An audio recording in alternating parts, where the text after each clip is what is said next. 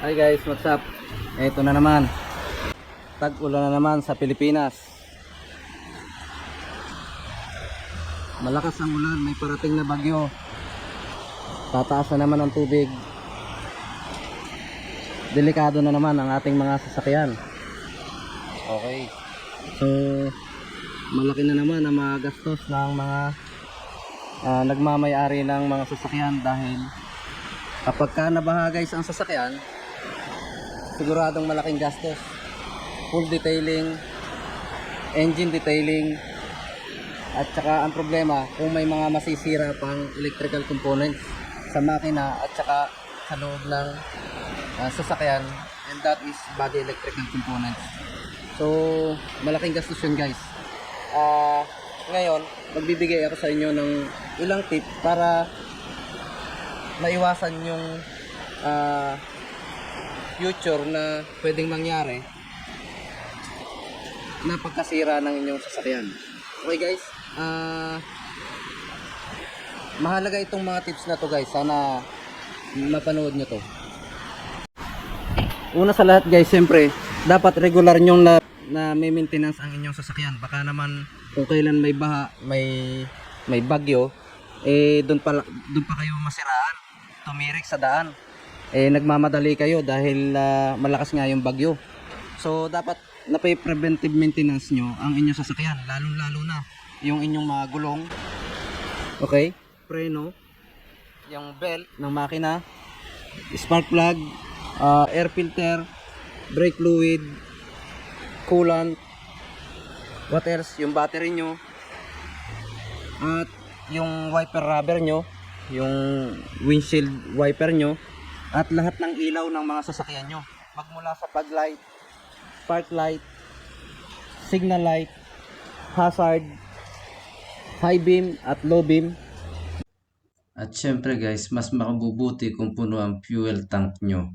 Brake lights, at plate light bulb, at reverse light. Okay? At syempre guys, bukod sa mga basic tools ng sasakyan nyo, ay kailangan, syempre may mga basic tools kayo sa loob ng sasakyan nyo, yung mechanical jack at saka yung tie wrench. Kailangan din, at least meron kayong maliit na toolbox na merong laman na mga extra fuses. Ayan, extra fuses. At saka yung mga basic tools tulad ng cutter, long nose, plier, at saka cutter. Ayan guys, yung electrical tape, at saka mga combination wrench, at least 8mm, 10mm, 12mm, and 14mm. Malaking tulong na yan guys. At saka kung meron pa kayong maliliit na wire na katulad nito at nagkaroon ng trouble yung sasakyan nyo, meron din kayong DMM, malaking tulong yan guys. At ito guys, ang isa sa pinakamahalagang kadalasang tinatanong ng ating mga driver or mga car owners, kung pwede daw bang ilusong sa baha ang ating mga sasakyan. Syempre guys, hindi. Kasi hindi ito nakadesign, hindi ito amphibious car guys. Katulad ng mga nakikita nyong vehicle na pwede sa dagat, pwede sa land transportation, okay, pwede sa ilog. Ito guys, nakadesign lang to sa dry land, okay, transportation. Kaya hindi po pwede yung hindi talaga po pwedeng ilusong sa malalim na baha ito.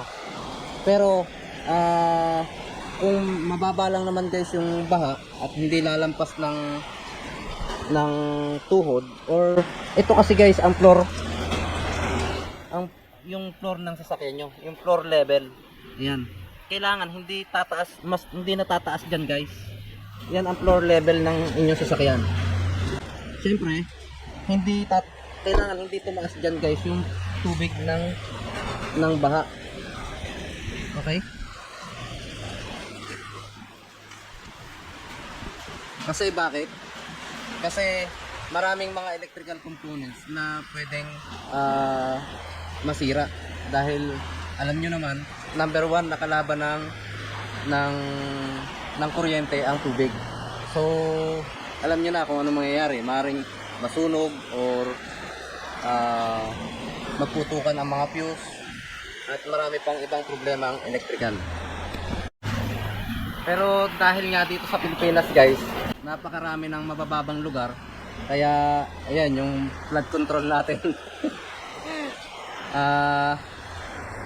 Maraming mga hindi nagawang flood control projects, kaya mas maraming baha, mas maraming sasakyan ang magkakaroon ng problema. Pero sa mga buhaya guys, marami tayo niyan. So mayaman ang Pilipinas pagdating sa mga buhaya. Sorry guys sa mga tatamaan. Ito guys, tuturuan ko kayo kung talagang kinakailangan na lumusong kayo sa baha at no choice na, kailangan nyong lisanin ang lugar na yan, kung saan mababa yung lugar nyo at tumataas na ang tubig. Para makapaghanda kayo, ito guys, bibigyan ko kayo ng tip para hindi kayo para lamang kayo, I mean at least nakapaghanda kayo. Okay? Una guys, syempre mas maganda kung maipaparking nyo sa mas mataas na lugar ang inyong sasakyan. Hanap lang kayo, mas maganda yung garahe nyo guys, mataas ang garahe nyo para hindi madaling abutin ng tubig. Pangalawa guys, ito, mas maganda rin kung may cover ang inyong sasakyan, kasi maaring sa pagka malakas ang bagyo guys, maraming foreign debris na tumama sa inyong sasakyan galing sa ibang lugar. So mas makabubuti yun, another protection ito guys, itong car cover. Okay? At mas maganda guys kung ang pwesto ng sasakyan nyo ay nakaharap na doon sa kalsada, kung saan yan ang daan nyo paalis. Ayan, siyempre mas importante na nakaharap na yung sasakyan nyo doon sa kung saan kayo dadaan. Okay?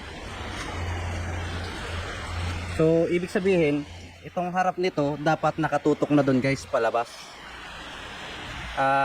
Lamang kayo doon guys, promise. At isa pa guys, kung halimbawa na trap kayo, hindi nyo na may aalis ang sasakyan, mas makabubuti na tanggalin nyo ang negative terminal ng inyong battery. Ito guys, 10mm lang yan guys, yung negative terminal lang ng inyong battery. Yung luluwagan nyo lang, mas maganda guys kung luluwagan nyo lang siya ng kaunti, tapos mapipihit nyo ganyan, no?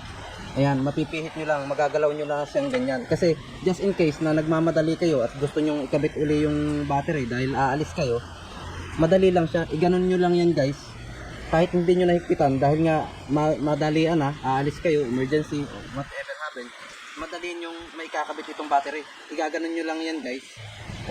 Mahigpit na yan, magi-start na ang inyong makina.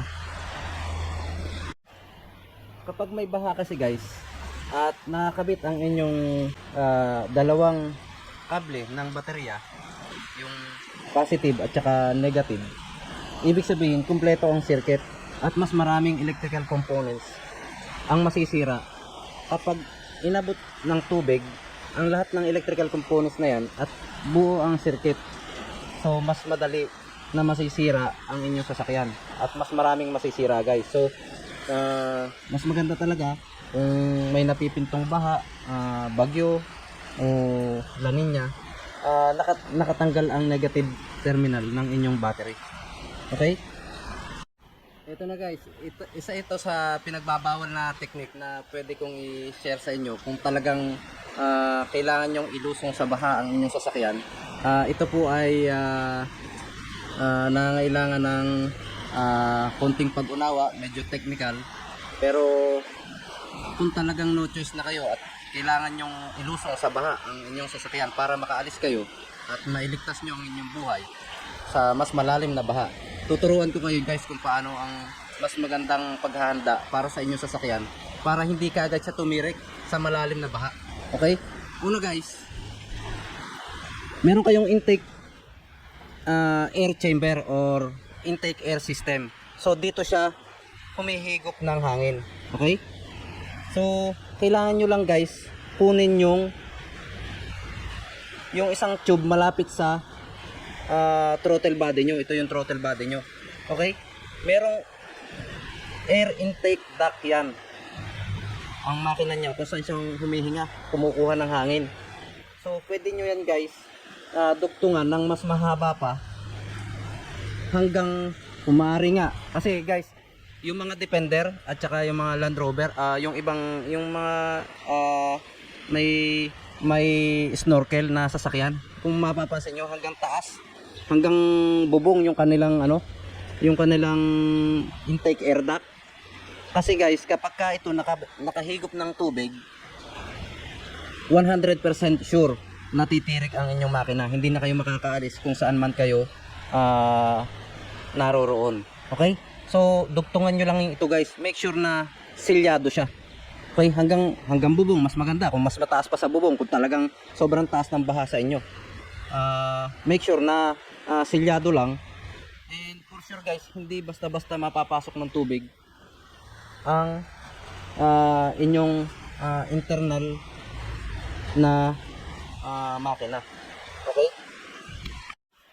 Ito na guys, isa pa sa mahalagang tip na pwede nyong gawin kung ilulusong nyo sa malalim na baha ang inyong sasakyan.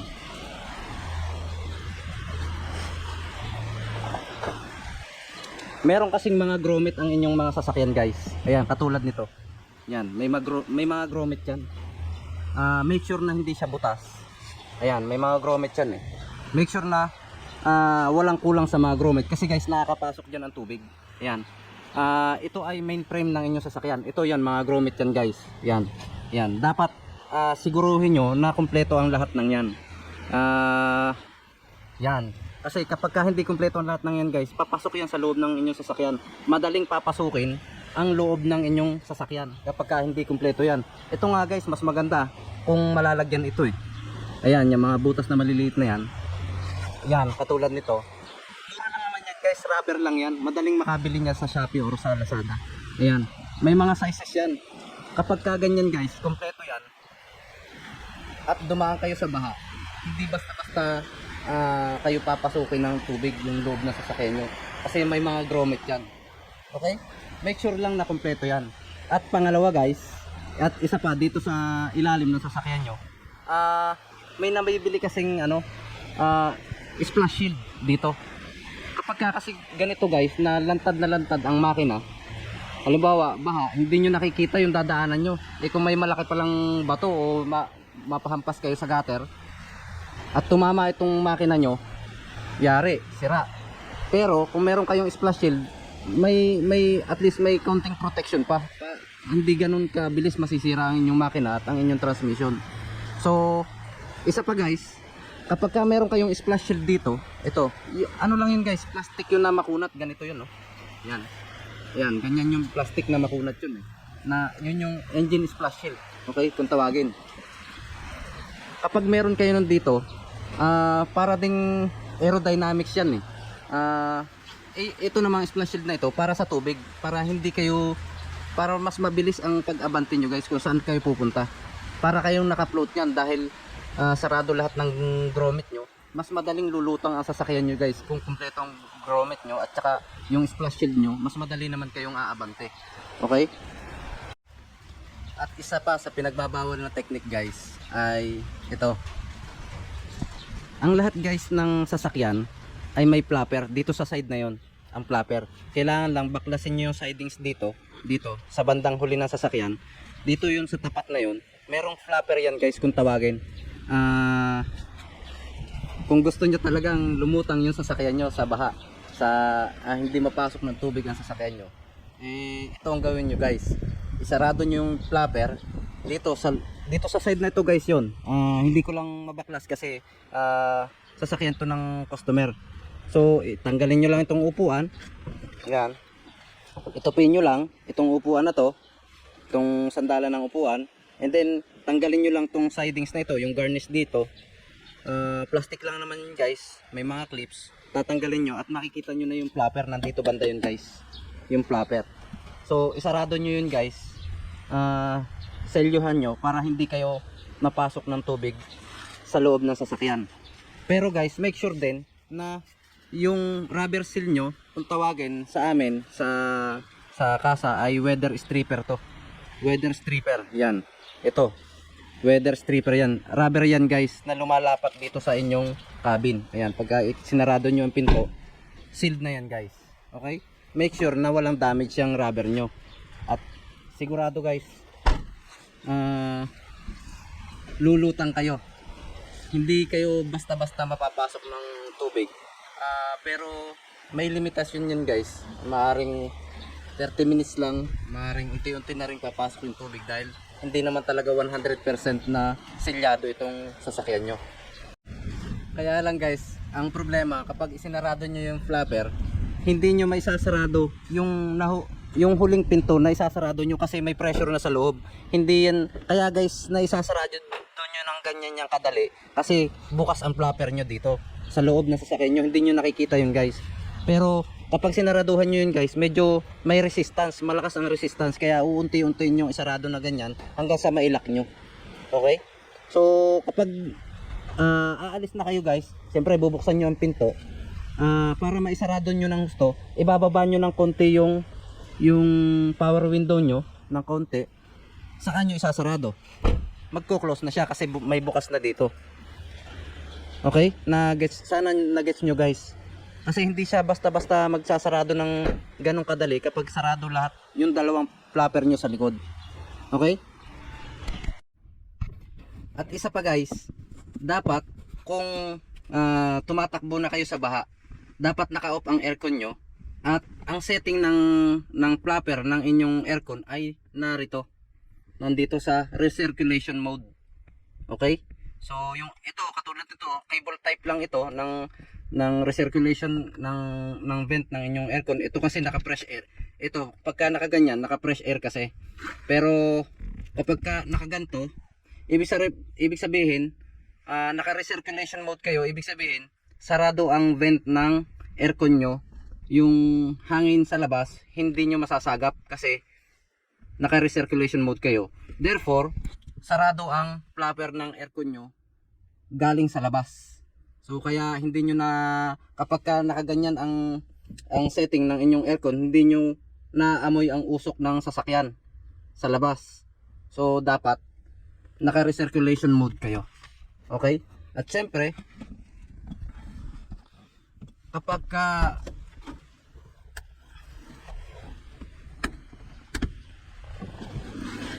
guys, kapag nagdadrive na kayo sa baha,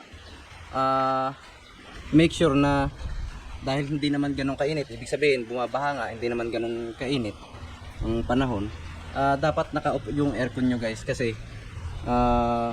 para bawas na engine load sa makina. Okay?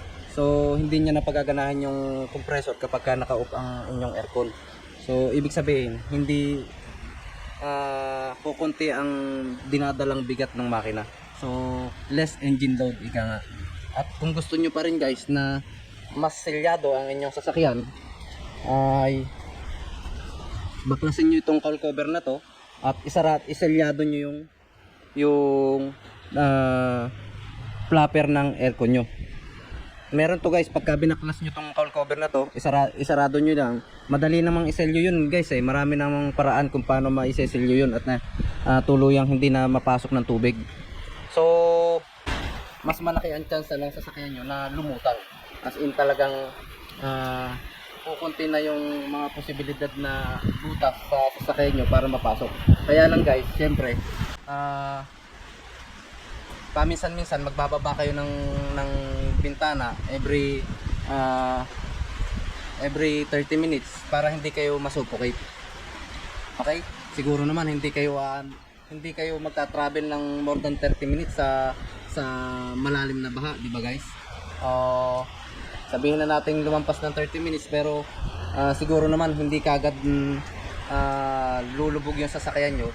Siguro naman hindi kayo masusuffocate sa loob ng 30 minutes lang kasi sarado na lahat ang inyong may natitira pa rin oxygen sa loob ng sasakyan nyo. Kung gusto nyo magkaroon uli ng oxygen, baba nyo lang ng konti yung window nyo, yung power window nyo. Okay?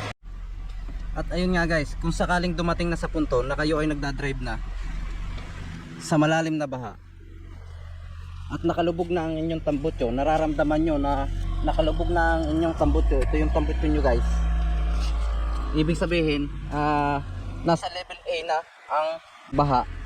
Kasi ito guys ang level A, yung flooring ng inyong sasakyan. Level B, level C, ang level B guys, lubog na ito hanggang dito sa roof ng yung ceiling ng inyong sasakyan. Level D yan guys. At kapag level D na guys, yun ang pinakamataas na level na kung saan nakasubmerge na ang inyong sasakyan, umabot na sa ceiling.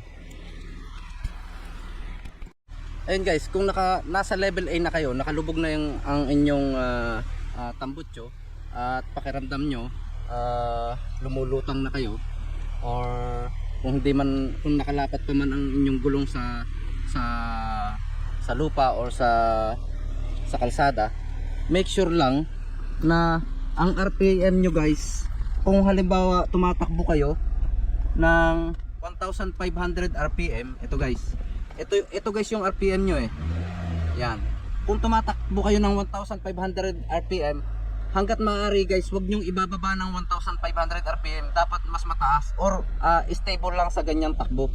Mas maganda kung pataas guys, kasi yung pressure ng exhaust system ay siyempre palabas, hindi papasukin ng tubig yung exhaust system nyo naman. Okay? Hindi nga napasok yung intake system nyo dahil meron kayong snorkel. Yung from intake air duct pataas dito sa roof ng inyong sasakyan, pero napasok naman yung tambutso ng sasakyan niyo dahil nakalubog na.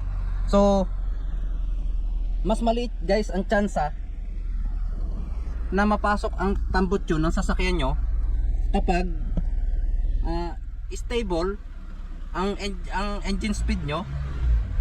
Engine speed, it means this RPM yung masusukat dito sa RPM. So kung nasa 1,200 kayo, dapat pataas kayo 1,300, 1,500, 1,400 hanggang 2,000, hanggang 2,500 kung talagang nahihirapan ng umusad ang inyong sasakyan. Pero hanggat maaari guys, wag nyong idadrop. Gawin nyo lahat ng makakaya nyo para hindi mag-drop ang inyong RPM at bumagal ang inyong sasakyan. Dapat stable ang engine speed nyo, mula stable hanggang pataas, at ang speedometer nyo naman, kung kayo tumatakbo ng 20, mas maganda kung hindi kayo ganun kabilis. So syempre baha, dapat hindi ganun kabilis, hindi naman sobrang bagal. Okay guys? At kung sa kasamaang palad guys, at hindi na kinaya ng sasakyan nyo ang malalim na baha, tumigil na ang inyong makina, nag-shutdown na, tumigil na ang inyong sasakyan, wag nyo na guys pipilitin pang i-start ulit. So kung gusto nyong masave ang makina nyo, wag nyo na ulit i-start.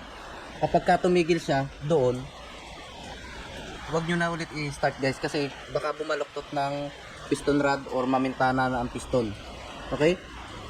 I mean connecting rod, sorry.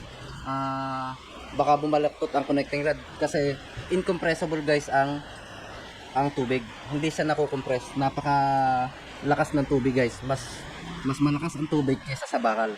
Lagi nyo tatandaan, hindi nako-compress ang tubig. Okay guys? So ang sisirain niya yung inyong piston rod, connecting rod, or yung inyong cylinder block, or yung inyong mga valvula. Okay? Wag nyo na guys pipiliting i-start. Napaka halaga nito guys. Lagi nyo tatandaan, kapag tumirik na ang inyong sasakyan sa baha, wag nyo na po i-start, kasi siguradong mas lalala at mas lalaki ang inyong problema. Okay? So sa punto po ngayon, ang pinakamabuting gawin, buksan nyo ang hood, tanggalin nyo, i-disconnect nyo uli ang negative terminal ng inyong battery, ilock nyo ang buong sasakyan. Okay? And then siyempre maganda rin guys na meron kayong dalang lubid. Okay? So hindi man natin gustong umabot tayo sa ganong pagkakataon dahil nga tumataas na ang baha, yung tubig. Mas makabubuti guys kung kaysa naman ano din siya ng baha, itali nyo dito guys. Kahit dito na lang sa o dito sa gulong, igapos nyo sa gulong yung lubid. Ayan. Or kung meron kayong matatalian do sa ilalim ng suspension, itali nyo guys. Pero mas madali guys dito sa gulong. Ayan. Ayan. Itatali nyo lang dyan guys ang lubid. And then make sure guys, kung halimbawa, mas maganda guys kung mas mahaba ang lubid na gagamitin nyo para anywhere, malayo yung maabot ng lubid nyo, maitatali nyo talaga yung sasakyan nyo. At ang pagtatali guys, may mas magandang paraan ng pagtali na mapapanood sa YouTube kung paano magtali ng madaling matanggal. Pero sa akin guys, para sa akin itong pagtali na to napakasimple, hindi mahirap hindi mahirap tandaan. So ganyan lang guys. Ayan. Ito guys kasi pataling hugot ito. Yan. Yan. Ganyan. So pag nakaganyan guys, ayan yan, nakaganyan. Madali siyang tanggalin pero mahirap. Hindi siya matatanggal nang basta, pero ang dali niyang luwagan. Kasi ihilahin nyo lang dito yan guys. Ayan tanggal na. Kung anytime, anywhere na itatali nyo yung sasakyan nyo, ganyan lang guys. Yan parang taling hugot lang. Yan, nakaganyan. Habang hinihila yan guys, pahigpit yan ng pahigpit. Pahigpit yan ng pahigpit, hindi yan basta-basta matanggal. Not unless hilahin dito, may taong magtatanggal niyan. Hihilahin dito, napakadaling tanggalin lang guys. Ayan. So hindi maanod ang inyong sasakyan, hindi madadala kung saan saan, nandun pa rin siya, alam nyo kung saan siya kukunin. Okay guys, sana sa mga simpleng tips na ito ay nabigyan ko kayo ng idea kung paano isasalba ang inyong sarili, ang inyong pamilya at ang inyong sasakyan din. At bago nyo i-lock guys ang inyong sasakyan, kailangan naka full handbrake siya at naka-park. Okay? Para hindi siya, yung halimbawa bumaba man ang baha at naka-position pa rin siya doon, hindi siya pupunta kung saan saan.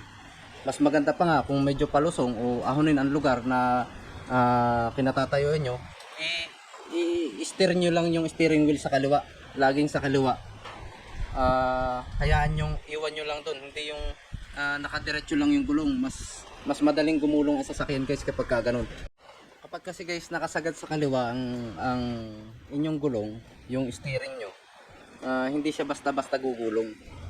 Meron kasing iba mahina yung handbrake, gumugulong pa rin. And then yung iba naman manual transmission, mas maganda kung manual transmission ilalagay nyo sa first gear para hindi ka agad basta-basta gugulong. Kung yan ay automatic transmission, ilagay nyo sa park. Yung park foul kasi guys, napuputol din yun. Bumibigay yun kapag paano kung masyadong matarik yung posisyon ng sasakyan nyo, palusong.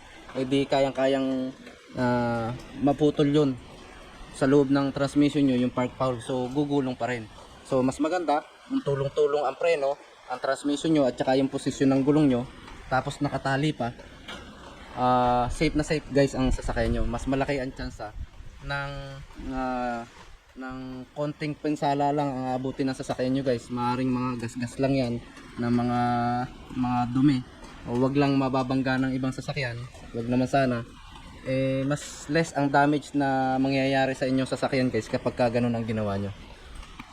At syempre guys, nailigtas nyo nga yung sasakyan nyo, pero yung sarili nyo hindi nyo nailigtas, or yung mga sakay nyo. Syempre guys, importante meron kayong dalang first aid kit. Yan, nandyan yung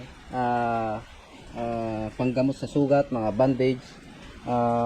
Dapat guys, maganda rin kung may dala kayong lighter. Yung lighter nyo may ilaw din.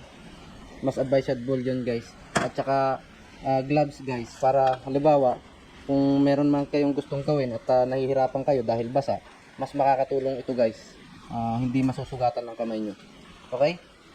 So, first aid kit. Okay, mahalaga yan guys.